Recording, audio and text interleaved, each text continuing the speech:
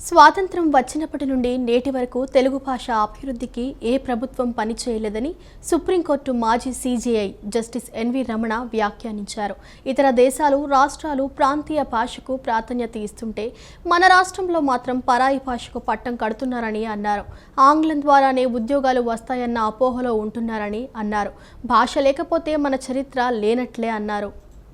విశ్వవ్యాప్తంగా ఉన్న తెలుగువారు మన సంస్కృతి భాషను మర్చిపోకూడదని సుప్రీంకోర్టు మాజీ సీజేఐ జస్టిస్ ఎన్వి రమణ పేర్కొన్నారు. విజయవాడ కేబిఎన్ కళాశాల ప్రాంగణంలో జరుగుతున్న ప్రపంచ తెలుగు రచయిత మహాసభలో ఆయన మాట్లాడారు. తొలుత జ్యోతి ప్రజ్వలన చేసి సభలను ఆయన ప్రారంభించారు. ఈ సందర్భంగా వారు మాట్లాడుతూ తెలుగు జాతి కీర్తి ప్రతిష్టలు నిత్యం వెలుగొందాలని కోరుకునే వ్యక్తిని తాను అని అన్నారు. తెలుగు భాషను దేశంలో 100 మిలియన్లకు పైగా మాట్లాడతారని, తెలుగు భాష పలుకుబడి వినసొంపైందని చెప్పారు. అది సంగీతంలో ఉంటుందని, సామాన్య ప్రజలు కూడా కవితా ధోరణిలో మాట్లాడగలిగే అందమైన భాష తెలుగు అని పేర్కొన్నారు. ఎంత అద్భుతమైన మన తల్లి భాష తెలుగును వ్యాపార రాజకీయ ప్రయోజనాల కోసం వేరే భాష, సంస్కృతి వచ్చి కొల్లగొట్టడాన్ని మనం ఎట్టి పరిస్థితుల్లోనూ సహించరాదన్నారు. తెలుగు భాష సంస్కృతిని పరిరక్షించుకున్నప్పుడే మనం గొప్పవారమవుతామని, జాతి మనుగడకు వికాసానికి ధైర్యం కావాలన్నారు. భాష లేకపోతే ఎన్ని ఉన్నా చరిత్ర లేని అనాథలం, అక్షరం లేని అభాగ్యులమన్నారు. మన సంస్కృతి, భాష చిరకాలం నిలిచి ఉండేలా శ్రీ శ్రీ ఆరుద్ర విశ్వనాథ సత్యనారాయణ, సినారే లాంటి గొప్ప కవులు, రచయితలు భానుమతి, సూర్యకాంతం, జమున, సావిత్రి, గుమ్మడి, జగ్గయ్య, అక్కినేని, ఎన్టీఆర్, రేలంగి, ఎస్వీఆర్, ఘంటసాల, మంగళంపల్లి బాలమురళీకృష్ణ, ఎస్పి బాలసుబ్రహ్మణ్యం ఇలా ఎందరెందరో దిగ్గజాల ఘనమైన వారసత్వం మనదని చెప్పారు. ఈ వారసత్వం మరవద్దని, భాష అనేది భావ వ్యక్తీకరణకు ఒక సాధనమని పేర్కొన్నారు. ప్రస్తుత కర్తవ్యం అభివృద్ధితో పాటు భాషా సంస్కృతులను మనం రక్షించుకోవాలి అని జస్టిస్ ఎన్వి రమణ పిలుపునిచ్చారు. యావత్ తెలుగు ప్రజలందరూ కూడా, కోట్లాది తెలుగు ప్రజలందరూ కూడా మా భాష గొప్పది, మా తెలుగు తల్లి గొప్పది, తెలుగు సంస్కృతి గొప్పది అని చెప్పేసి జబ్బలు చర్చుకోవటం కాదు. తెలుగు భాష కోసం రోడ్ల మీద వచ్చి అభిమానం చూపించి తెలుగు భాషని కనుక రక్షించుకునే ప్రభుత్వాల మీద కనుక ఒత్తిడి తీసుకొస్తేనే ఏ ప్రభుత్వం అయినా తెలుగు భాషకు గౌరవం ఇస్తుందనేటటువంటి విషయాన్ని తెలుగు ప్రజలు గమనించాలా, గుర్తించాలా. తెలుగు ప్రభుత్వాలకి ఏ పార్టీ అయినా కావచ్చు, అది ఓట్లు రావాలంటే ప్రజా మద్దతు కావాలా. ప్రజా మద్దతు కావాలంటే తెలుగు భాషకు మద్దతు ఇస్తేనే తెలుగు ప్రజలు ఓట్లు వేస్తారంటే ఖచ్చితంగా తెలుగు భాషకు చాలా అద్భుతమైనటువంటి సువర్ణ అక్షరాలతో లింగించబోయేటటువంటి రోజులు వస్తాయని చెప్పేసి ఈ సందర్భంగా మనవి చేస్తూ ఆ వంతు ప్రయత్నంగా మరి మీరందరూ కృషి చేయాలని చెప్పి కోరుకుంటున్నా. మన భారతదేశంలో ఇప్పుడు జరుగుతున్న వ్యవహారాలు చూస్తే మాత్రం ప్రపంచంలోనే అతిపెద్ద ఆర్థిక వ్యవస్థ, అన్ని విషయాల్లోనూ పరిజ్ఞానంలోనూ ముందే ఉన్నాం. అయితే తెలుగు భాషని ఇంకా కాపాడాలి అని అంటే ఇందాక చెప్పారు, డిజిటల్ వాట్సాప్లు కానీ డిజిటల్ కానీ ఆ టెక్నాలజీని వాడుకొని, సాంకేతికాన్ని వాడుకొని ఈరోజు ఆర్టిఫిషియల్ ఇంటెలిజెన్స్ ద్వారా మనం ఇప్పుడు తెలుగులో పద్యం అడిగినా చెప్తా ఉన్నారు. అట్లా అని చెప్పి పూర్తిగా ఆధారపడకుండా దాని నుంచి అవగాహన చేసుకొని బాగా గనక నేర్చుకోవాలి, భాష నేర్చుకోవాలి అంటే చైనా వెళ్ళి కూడా మనం చిన్న చేతిలో ఫోన్ పెట్టుకొని వాళ్ళతో మనం మాట్లాడగలుగుతున్నాం, సంభాషించే పరిస్థితి వచ్చింది. కానీ తెలుగు భాషని రాయటం, చదవటం నేర్చుకోవాలి అనేది పిల్లలకు కనుక గట్టిగా చెప్తే అది ఎప్పటికైనా సరే వాళ్ళు ఏ దేశాలకి మన ఇంట్లో అమ్మా నాన్నల్ని మనము పంచుకోవడం, అమ్మా రాజుల్ని కాపాడేకి వీలు లేక ఫ్యాషన్గా మనం తీసుకెళ్ళి మా అమ్మని ఇలాంటి మంచి సౌకర్యాలను నేను హోల్డ్ హోమ్లో పెట్టాను, మా నాన్నగారిని పెట్టామని చెప్పే దుస్థితి ఇప్పుడు ఈరోజు మన మధ్యలో ఉంది.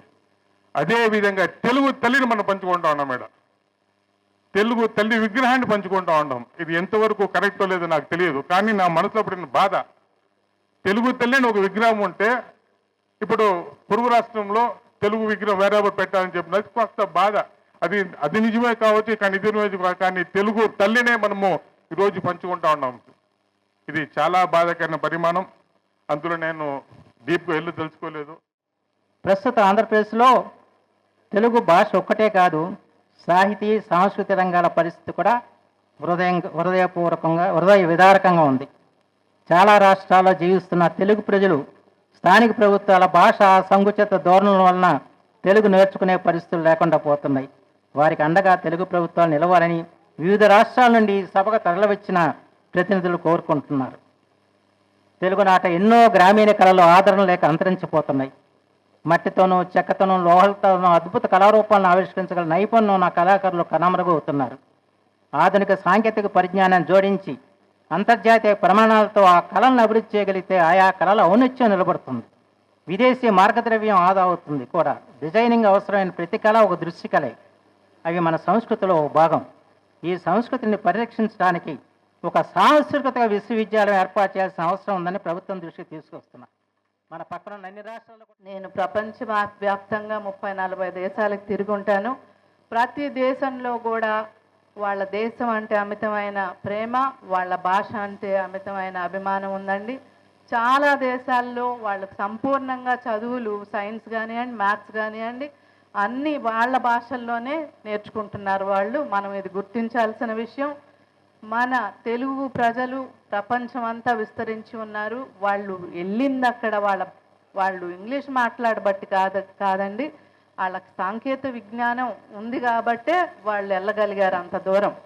సో ఇంగ్లీష్ భాష మాట్లాడొచ్చు, కానీ ఇంగ్లీష్ భాష మాట్లాడితేనే గొప్ప అనుకోవటం మాత్రం తప్పండి.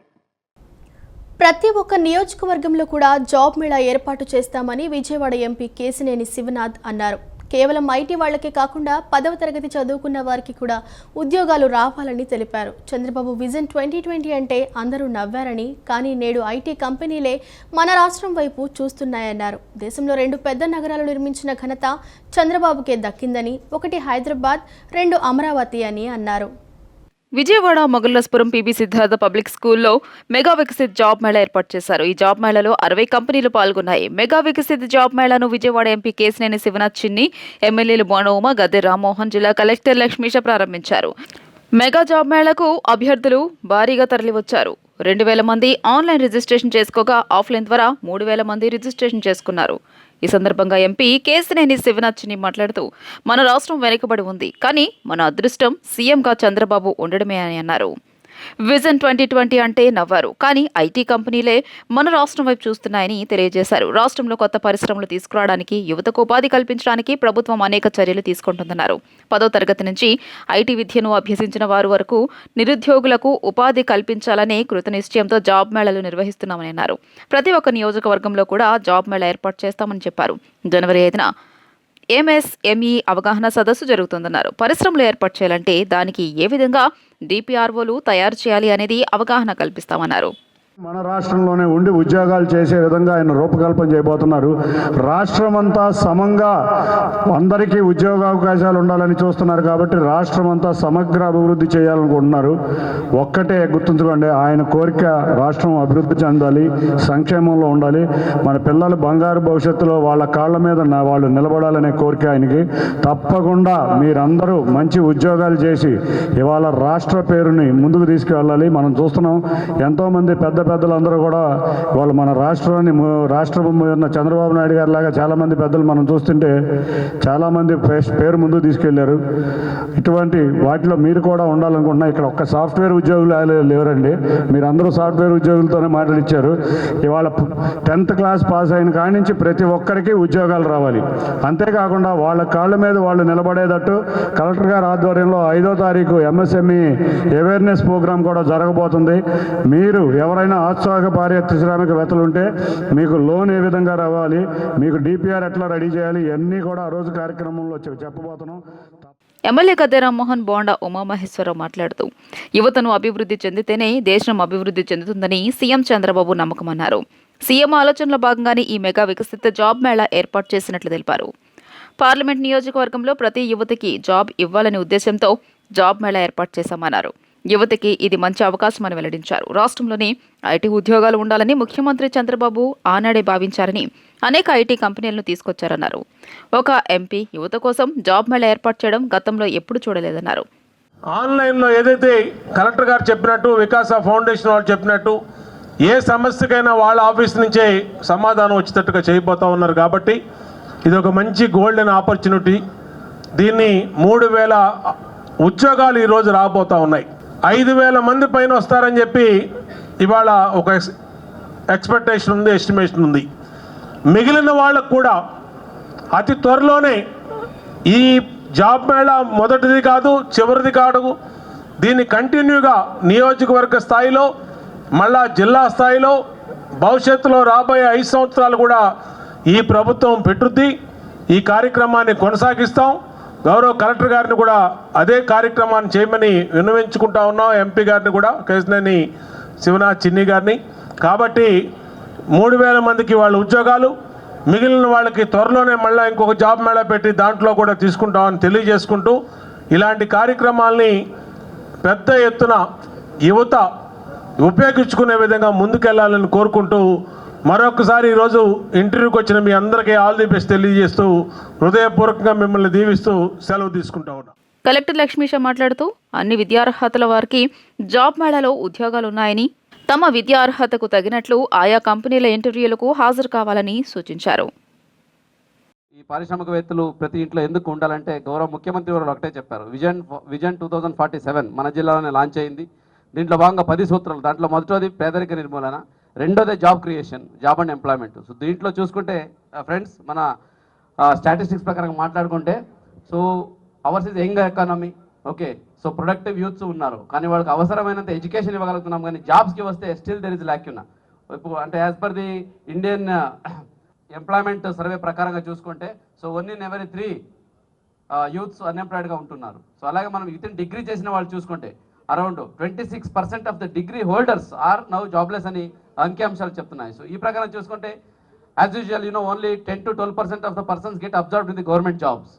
సో మిగతా వాళ్ళకి అవకాశం చాలా ఉన్నాయి, ప్రొవైడెడ్ మనకు ఆపర్చునిటీస్ని వాడుకుంటే. దీనికి చూసుకుంటే గవర్నమెంట్ ఆఫ్ ఇండియా నుంచి కానీ మన ఈవెన్ స్టేట్ గవర్నమెంట్లో కూడా ఇప్పుడు ఎంప్లాయ్మెంట్, స్కిల్, అలాగే ఇండస్ట్రియల్ పాలసీ అయితే వస్తున్నాయో, దీంట్లో ప్రతి ఒక్క యూత్స్కి చాలా మంచి అవకాశాలు ఉన్నాయి. ట్రాఫిక్ చట్టాలపై ప్రజలకు అవగాహన కల్పించేందుకు విజయవాడ పోలీసులు విస్తృత తనిఖీలు నిర్వహిస్తున్నారు. హెల్మెట్, లైసెన్స్ లేకుండా వాహనాలు నడిపే వారిని అరికట్టేందుకు ప్రత్యేక డ్రైవ్లు చేపడుతున్నారు. వాహనాలను తనిఖీ చేయడంతో పాటు పెండింగ్ చలానాలను వెంటనే చెల్లించాలని, లేని పక్షంలో వాహనాలు సీజ్ చేస్తామని హెచ్చరించారు. ఏపీ హైకోర్టు ఆదేశాలతో హెల్మెట్ ధారణపై విజయవాడ పోలీసులు రంగంలోకి దిగారు. గత 6 నెలలుగా జరిగిన ప్రమాదాల్లో దాదాపు 670 మందికి పైగా మృత్యువాత పడటం, అది కూడా వాహనదారులు ఎక్కువగా హెల్మెట్ ధరించలేకపోవడం మరణాలకు ప్రధాన కారణమైంది. ఈ నేపథ్యంలో ట్రాఫిక్ చట్టాలపై ప్రజలకు అవగాహన కల్పించేందుకు విజయవాడ పోలీసులు విస్తృత చర్యలు చేపట్టారు. నగరంలో ట్రాఫిక్ పోలీసులు విస్తృత తనిఖీలు చేస్తున్నారు. ట్రాఫిక్ చట్టాలపై అవగాహన కల్పిస్తూనే ఉల్లంఘించిన వారిపై చర్యలు తీసుకుంటున్నారు. నగరంలోని పలు ప్రాంతాల్లో వాహన తనిఖీలు చేపట్టి లైసెన్స్ లేకుండా నడుపుతున్న వారిపై చర్యలు తీసుకున్నారు. అంతేకాకుండా 18 సంవత్సరాల లోపు వారు డ్రైవింగ్ చేయకుండా ఉండేందుకు నివారణ చర్యలకు ఉపక్రమించారు. మరోవైపు పెండింగ్లో ఉన్న ట్రాఫిక్ చలానాలను అక్కడికక్కడే వాహనదారులతో డిజిటల్ పేమెంట్ చేయిస్తున్నారు. వాహనదారులు తప్పనిసరిగా ట్రాఫిక్ చట్టాలపై అవగాహన పెంచుకోవాలని, అప్పుడే ప్రమాదాలు నివారించవచ్చని పోలీసు అధికారులు స్పష్టం చేశారు. 5 ఏళ్లలో 9 సార్లు విద్యుత్ ఛార్జీలు పెంచిన వైసీపీకి కరెంట్ ఛార్జీల పేరెత్తే అర్హత లేదని మంత్రి సవిత మండిపడ్డారు. అసెంబ్లీకి రాకుండా రోడ్డు మీద ధర్నాలు చేయటం ఏంటని ఆమె ఆగ్రహం వ్యక్తం చేశారు. ప్రజలపై విద్యుత్ భారాన్ని మోపిన జగన్ ఇంటి ముందే వైసీపీ శ్రేణులు ధర్నాలు చేయాలన్నారు. గత 5 ఏళ్లలో జగన్దే పొలిటికల్ డైవర్షన్ అని మంత్రి సవిత వ్యాఖ్యలు చేశారు. బాబాయ్ హత్యను ఎలా డైవర్ట్ చేశారో చూశామన్నారు. 9 సార్లు విద్యుత్ ఛార్జీలు పెంచారని, 17,000 కోట్ల రూపాయల విద్యుత్ ఛార్జీల భారం జగన్ చేసిన పాపం కాదా అని ప్రశ్నించారు. విద్యుత్ ఛార్జీలపై వైసీపీ ధర్నాలపై చర్చకు సిద్ధమా అని సవాల్ విసిరారు. ధర్నాలు చేసి జగన్ మరోసారి తుగ్లక్గా మారారన్నారు. అసెంబ్లీకి రాకుండా రోడ్డు మీద ధర్నాలు ఏంటి అని నిలదీశారు. ఆంధ్రప్రదేశ్లో అది కూడా 1వ తారీఖు ఆదివారం అయితే 31వ తారీఖే పెన్షన్ ఇస్తున్న ప్రభుత్వం భారతదేశంలో ఎన్డీఏ ప్రభుత్వం ఆంధ్రప్రదేశ్లో ఉన్న విషయాన్ని కూడా మీకు తెలియజేస్తున్నాం. మరి అభివృద్ధి ధ్యేయంగా పనిచేస్తున్నాం. ఒక పక్క గత 5 సంవత్సరాలుగా మినిమం మెయింటెనెన్స్ లేక రోడ్లలో గుంతలు పడింటే ఆ గుంతలు కూడా పూర్తి చేసి ఈరోజు పాట్ హోల్స్ ద్వారా సుమారుగా అన్ని సంక్రాంతి పండుగ లోపల మొత్తం రోడ్లు కూడా రెనోవేషన్ చేయబోతున్నాం. పల్లె పండుగలో ప్రతి గ్రామంలో కూడా సీసీ రోడ్లు ఒక పక్క, డ్రైనేజ్లో ఒక పక్క పని జరుగుతుంది. రెవెన్యూ సదస్సులు పెట్టాం, పొలం పిలిచింది, పనులు చేస్తున్నాం. దీపం 2 కింద సిలిండర్లు ఇచ్చాం. మరి ఇవన్నీ కనిపించడం లేదా? ఖచ్చితంగా సూపర్ 6 పథకాలు కూడా అమలు పరుస్తాం. సూపర్ 6 లో కొన్ని పథకాలు కూడా ఆల్రెడీ రన్నింగ్ లో ఉన్నాయి. మిగతా పథకాలు కూడా పూర్తి చేస్తామని కూడా తెలియజేస్తాం. భావితరాలకు స్వచ్ఛమైన పర్యావరణాన్ని అందించేందుకు ఆర్థిక స్వావలంబనకు ఉపయోగపడుతున్న ప్రధానమంత్రి సూర్యఘర్ ముఫ్త్ బిజ్లీ యోజన పథకాన్ని ప్రతి కుటుంబం సద్వినియోగం చేసుకోవాలని జిల్లా కలెక్టర్ డాక్టర్ జి లక్ష్మీస కోరారు.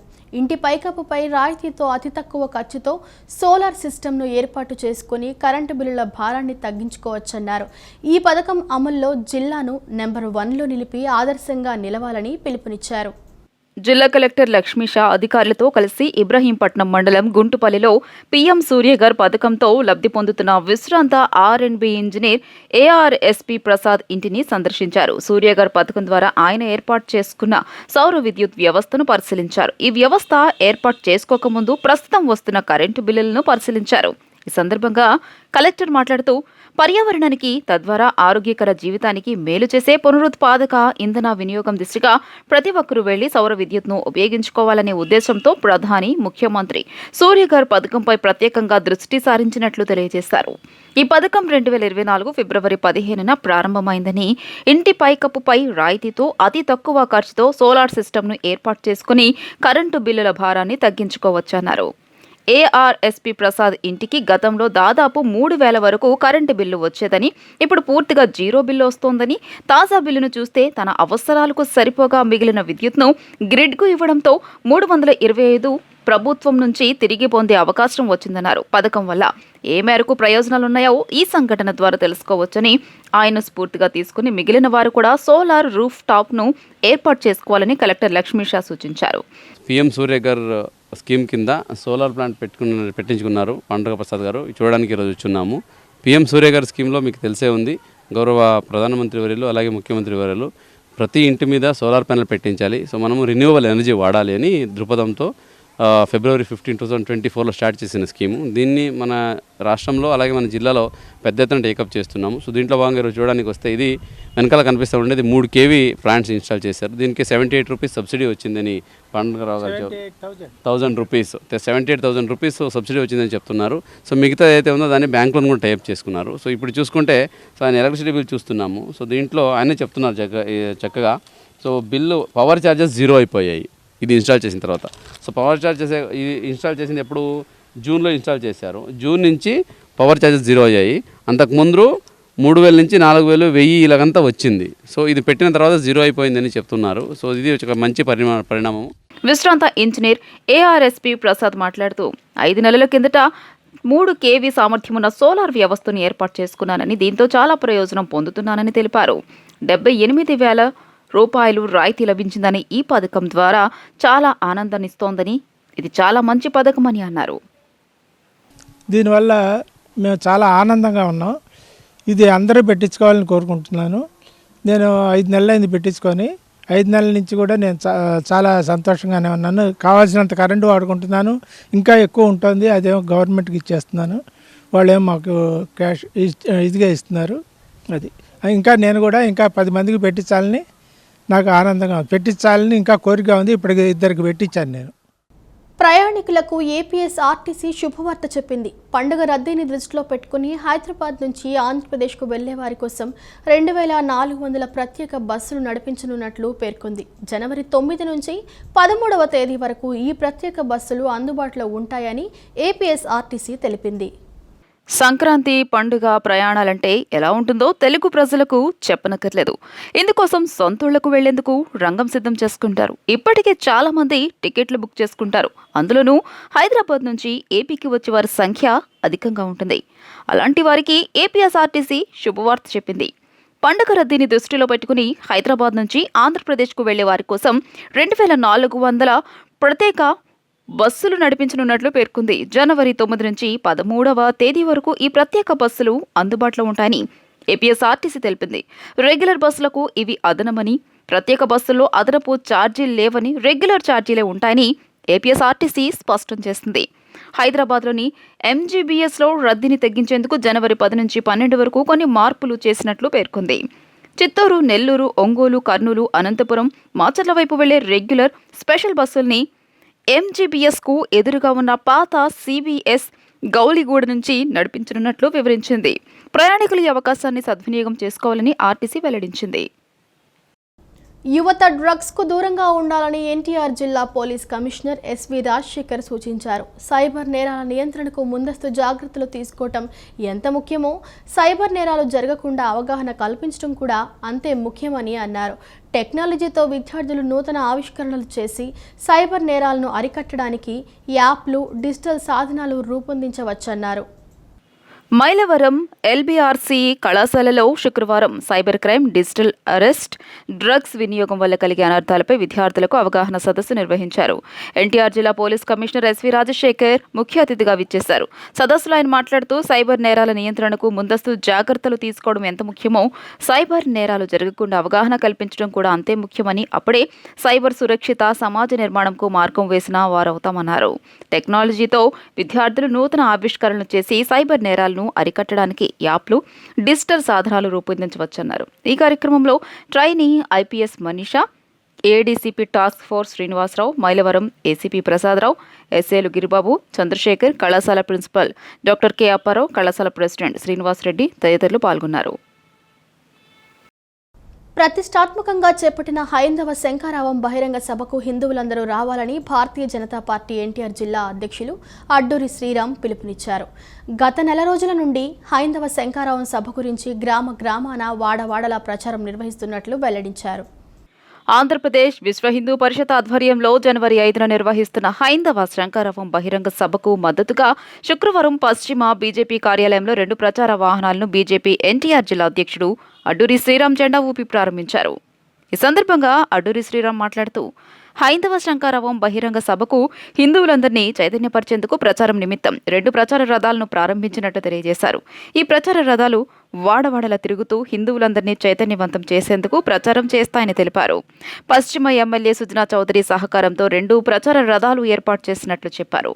ప్రతి హిందువు గన్నవరం వద్ద ఉన్న కేసరపల్లిలో నిర్వహిస్తున్న హైందవ శంఖారావం బహిరంగ సభకు హాజరు కావాలని, సభను విజయవంతం చేయాలని కోరారు. ఈ కార్యక్రమంలో పాల్గొన్న విశ్వ హిందూ పరిషత్ ఎన్టీఆర్ జోన్ జిల్లా సహాయ కార్యదర్శి కొంబెల్లి శ్రీనివాస్ మాట్లాడుతూ విశ్వ హిందూ పరిషత్ తలపెట్టిన హైందవ శంఖారావం బహిరంగ సభ విజయం కోసం 2 ప్రచార రథాలను అందించిన పశ్చిమ ఎమ్మెల్యే సుజనా చౌదరికి కృతజ్ఞతలు తెలియజేశారు. హిందూ దేవాలయాలకు స్వయం ప్రతిపత్తి కల్పించాలన్న ముఖ్య లక్ష్యంతో హైందవ శంఖారావం సభను నిర్వహిస్తున్నట్లు చెప్పారు. ప్రతి ఒక్క హిందువు ఈ సభకు హాజరై దిగ్విజయం చేయాలని కోరారు.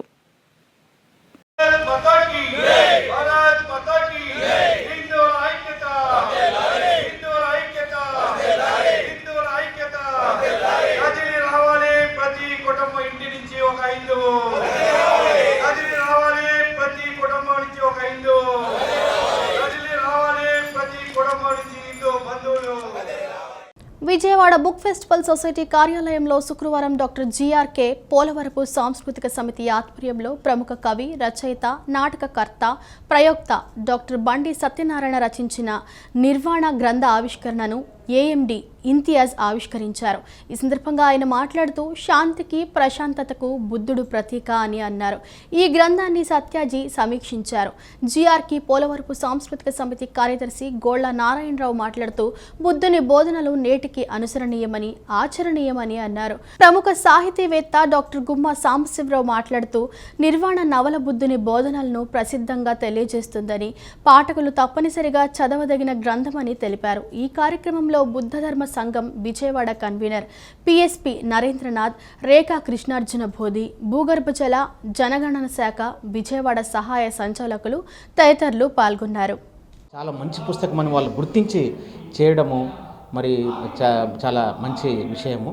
మరి ఇది ఈరోజు మన సమాజంలో ఎన్నో అసమానతలు, ఎన్నో రుగ్మతలు, ఎన్నో మనకు కులమత భేదాలు, మరి విద్వేషాలు, విధ్వంసాలు జరుగుతున్న సమయంలో ఒక శాంతి గురించి, మరి ప్రేమ గురించి చాటి చెప్పే బౌద్ధ ధర్మం యొక్క మరి సూత్రాలని అందరి ముందు తీసుకొని వచ్చి ఈ సమాజంలో ఒక మంచి వాతావరణం నెలకొల్పడానికి మరి అందరూ కూడా శ్రమించాలని చెప్తూ చేసిన ఈ రచయిత యొక్క కృషిని నేను అభినందిస్తున్నాను. మరి డాక్టర్ బండి సత్యనారాయణ గారిని అభినందిస్తున్నాను. బౌద్ధానికి పట్టుగొమ్మలు 4. అవి బ్రహ్మ విహారాలు: మైత్రి, కరుణ, ముదిత, ఉపేక్ష. ఈ రోజుల్లో సమాజం ఎంత క్లిష్టంగా ఉందో, జీవన విధానంలో ఎంత హింసాత్మక ధోరణిలో ఉన్నాయో మనకు తెలుసు. వాటిని అధిగమించడానికి ఇప్పుడు బౌద్ధమే శరణ్యం. ముఖ్యంగా నేను చెప్పిన ఈ బ్రహ్మ విహారాలు బౌద్ధానికి పట్టుకొమ్మలు కాబట్టి వీటిని మనం ఆచరిస్తే సమాజంలో శాంతి మళ్ళా వెళ్ళి విరుస్తుంది అనే ఉద్దేశంతో బుద్ధుని బోధనలు సంస్కారాన్ని ఆయన బోధన ద్వారా మనకు అలవడుతుంది. సాధారణంగా జరిగేది ఏమిటంటే ఎవరైనా అభివృద్ధి చెందుతున్నారంటే వాళ్ళ పట్ల చాలా ఏడుపు భావం, అంటే వాళ్ళు బాగుపడిపోతున్నారనేటువంటి ఒక అసూయ, ఈర్ష్య కలిగి ఇబ్బంది పడుతుంటారు. ఇటువంటివి లేకుండా మనిషి కరుణతోటి జీవించాలని, సహాయం చేసేటువంటి నైజం ఉండాలని, తోటి మనుషుల పట్ల ఆదరణ భావం ఉండాలని, అందరూ అన్నదమ్ముల్లాగా ఐకమత్యంతో ఉండాలని, ఎవరు బాధపడుతున్నా కష్టాల్లో ఉన్న తోటి వారు స్పందించి వారి బాధలకు ఓదార్పుగా సహాయంగా నిలబడాలని, ఈ విధంగా అడుగడుగున అన్ని విషయాల్లో మానవత్వం నిండినటువంటి జీవితము ఆచరణ. నున్న గ్రామంలోని చినకంచి దేవస్థానం ట్రస్టీ మొక్కపాటి శర్మ ఆధ్వర్యంలో శుక్రవారం శ్రీ చంద్రశేఖరేంద్ర సరస్వతి స్వామి ఆరాధనోత్సవం శాస్త్రోక్తంగా నిర్వహించారు. కంచిపీఠానికి అనుబంధంగా ఉన్న నున్న గ్రామంలోని చినకంచి దేవస్థానంలో ఉదయం గణపతి పూజ, మహాన్యాసపూర్వక పూజా కార్యక్రమాలను నిర్వహించారు. చినకంచిలోని వేద పండితులు చంద్రశేఖరేంద్ర సరస్వతి స్వామి ఆరాధన కార్యక్రమంలో పాల్గొని వేద సభ నిర్వహించారు. కార్యక్రమం అనంతరం భక్తులకు అన్నదానం చేశారు. విష్ణు గురుదేవో మహేశ్వర గురుసాక్షాత్ బ్రహ్మస్వై శ్రీ గురవే నమః. అస్మద్గురుజనానందాభ్యాం నమః. కామకోటి మహాపీఠా కామాక్షి ముదుగమూర్తయే చంద్రశేఖర రూపాయ భక్తతీర్థాయ నమః. జయ జయ శంకర హర హర శంకర. శ్రీ శ్రీ శ్రీ శ్రీ చంద్రశేఖరేంద్ర సరస్వతి స్వామివారు కంచి పీఠాన్ని అధిరోధించినట్టే 68వ స్వామివారు. వారు 1994 సంవత్సరం మార్గశిర బహుళ ద్వాదశి నాడు సిద్ధి పొందారు. అలా స్వామివారి సిద్ధి పొంది నేటికి 31 సంవత్సరములు పూర్తయినది. వారి సిద్ధి పొందిన సంవత్సరం నుంచి కూడా ప్రతి సంవత్సరం కూడా వారి సిద్ధి పొందిన రోజు నాడు ఆరాధన అని చేస్తారు. ఆ ఆరాధనోత్సవం ఈరోజు చినకంచి దేవస్థానం నొండ గ్రామంలో నుండి చినకంచి దేవస్థానంలో ఆరాధనోత్సవం అంగరంగ వైభవంగా జరిగింది. ఉదయం మహాన్యాస గణపతి పూజ, పుణ్యావాచనం, మహాన్యాసపూర్వక ఏకాదశాభిషేకం జరిగింది. మధ్యాహ్నం 11 గంటల దగ్గర నుంచి స్వామివారి యొక్క యతి ఆరాధన నిర్వహించడం జరిగినది. ఈ వార్తలు ఇంతటితో సమాప్తం. నమస్కారం.